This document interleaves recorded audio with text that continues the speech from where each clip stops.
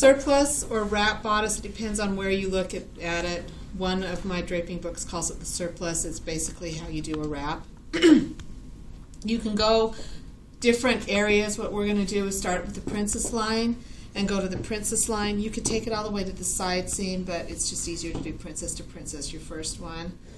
This one we're going to do pleats, and it's just 1 inch in. You're not going to worry about any other lines, and when you're going to put it on, make sure that you've got enough fabric to go over this way and that it's positioned enough that it's going to come all the way over here.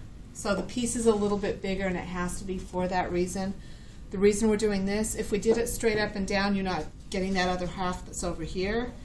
And the other reason is, technically, this is your first bias draping, because you're putting the bias up and down on the body and the straight here. If you do a neckline like this, a wrap bodice, and you have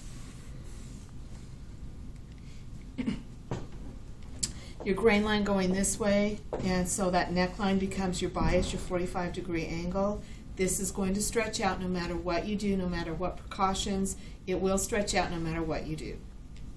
You go to sew it, you stay stitch it before you sew it, you've got your interfacing and your facings and everything else there. It still is going to have a chance of rippling or gapping there because it's going to stretch out of shape.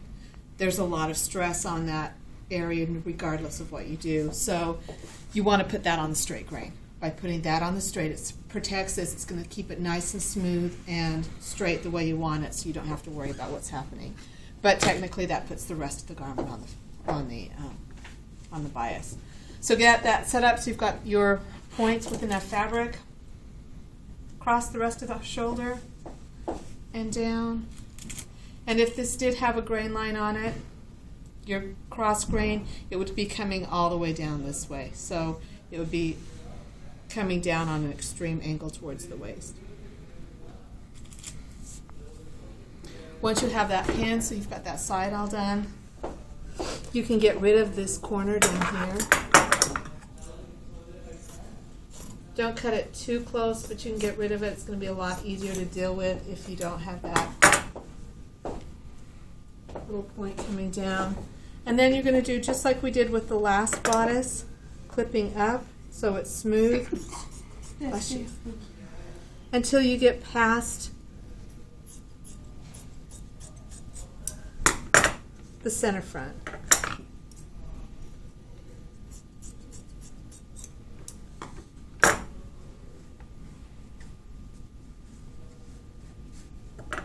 So however many clips you need so that it's getting nice and smooth, because the piece is kind of big, sometimes it might take a little bit more. And then pin.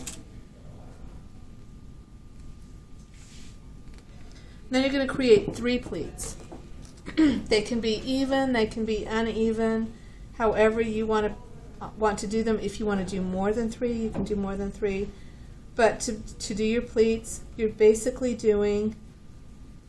setting them up the same as the darts. You're just putting them so that they're going up at the angle that you want them to be. It's better if there's a little bit of room in between them, and don't put it right over next to your 1 inch line. You can play around a little bit with how wide they are.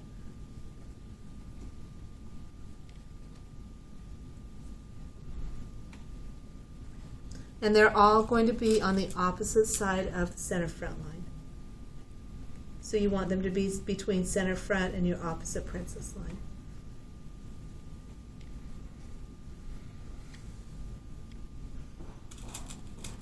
And pin so that they're nice and tight. I don't want huge, I don't want it to be that big. Get them progressively bigger.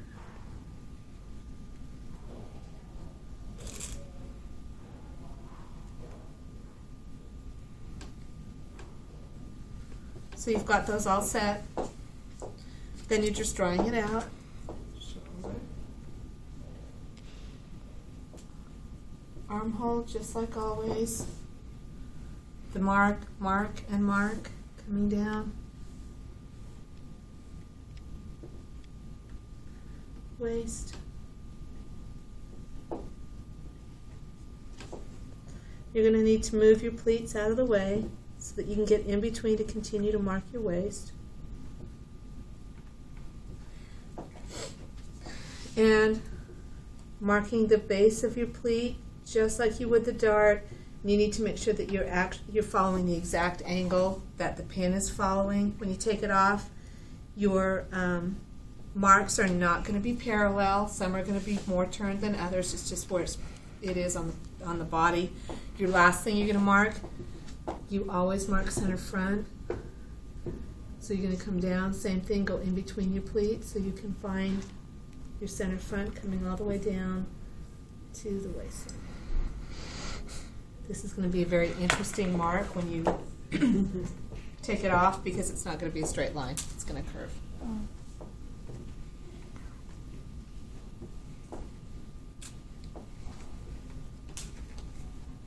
And I always do this first thing so I remember. This is the first bodice that we've done. That is actually not on the fold. You can't cut bias on the fold. It doesn't work.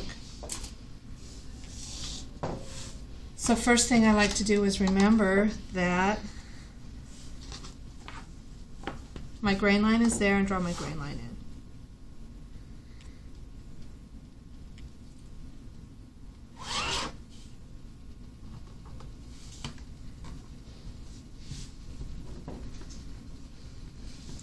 And if it helps you, you're going to have, with this, it could be 1/4 of an inch, but on something like this, I always like to do a 1/2 inch. Go ahead, if this is going to help you remember when you transfer to your blue dot, you do need seam allowance here. So if you put that 1/2 inch seam allowance marking on that, you should remember that that's what you're transferring to the blue dot, so you don't cut your blue dot there or you add the full inch. And the rest of it, shoulder is straight, side seam is straight. Drop your inch, so this is all consistent with what we've done before. Out your 1/2 inch. Hopefully by the time today's over, this becomes second nature. Armhole is going to look odd because of the whole way this is done. You're used to this being your center front. It's not, so you have to think about that. It's going to look like it's really weirdly angled. It's not. It's okay if you use your marks the way you took them on the dress form.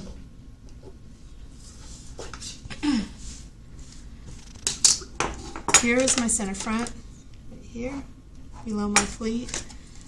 Coming into center front at that very that section for about 1/2 inch on each side or 1/4 of an inch on each side. That needs to be a straight line, and then you're going to curve over to your side seam.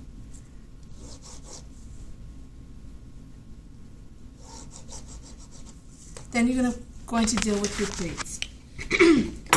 1.5 inch line,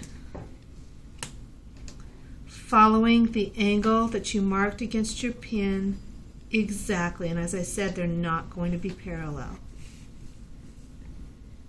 And one mark to the next, nothing is parallel as far as any of your marks go.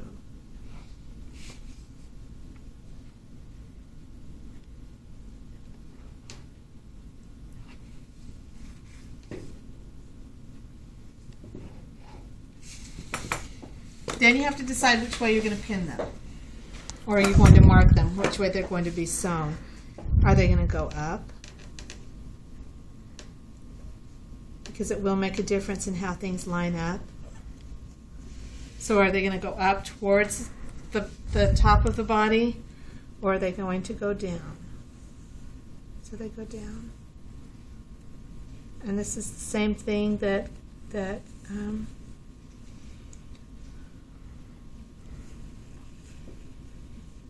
someone once asked me when we were dressing a formal attire for a production, which way does a man's cummerbund go? And it depends. It said, the person I was with said, it depends on what they want it to do. If they want to catch the crumbs so they don't land in their lap, you put the pleats up, and then the cummerbund, they all fall into the cummerbund. Or you put it down so that they fall smoothly into the lap and onto the napkin. So, depends on what size and which way you want it to go. Since I've already got it this way, I'm just going to pin them this way. And then you're going to finish your waist.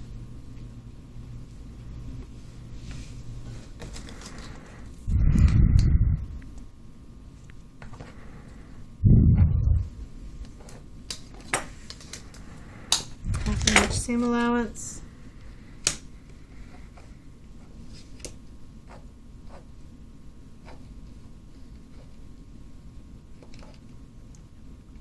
Cut it a little short there for my seam allowance, but that's okay. And before you take them out, you want to draw your center front in so it's a nice, smooth, clean line. And this is also going to be one of the weirdest pattern pieces you see when you take all of your pins out.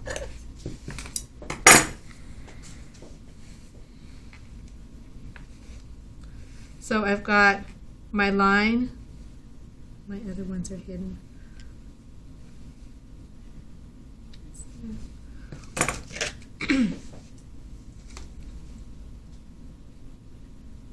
For some reason, my pleats are not lining up correctly because it's not a straight line.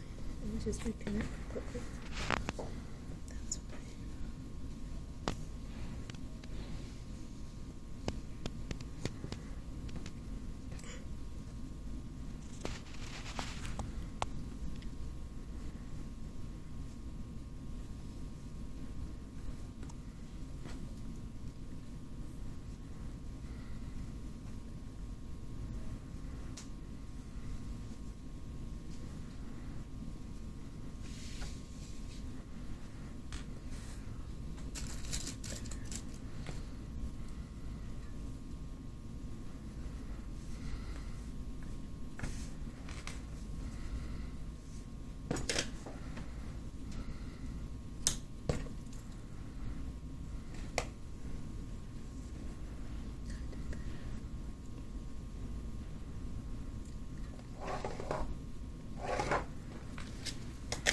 So when you open it up, you've got your nice center front line. When you open it up, it's going to be a choppy line that goes around on the curve.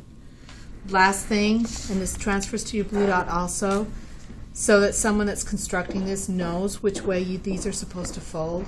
It should make sense at the end when you do it, but you always do an arrow. So if I folded them the other way, it would go the other way. But this is saying this line folds to this one, this line folds to this one, and this line folds to that one.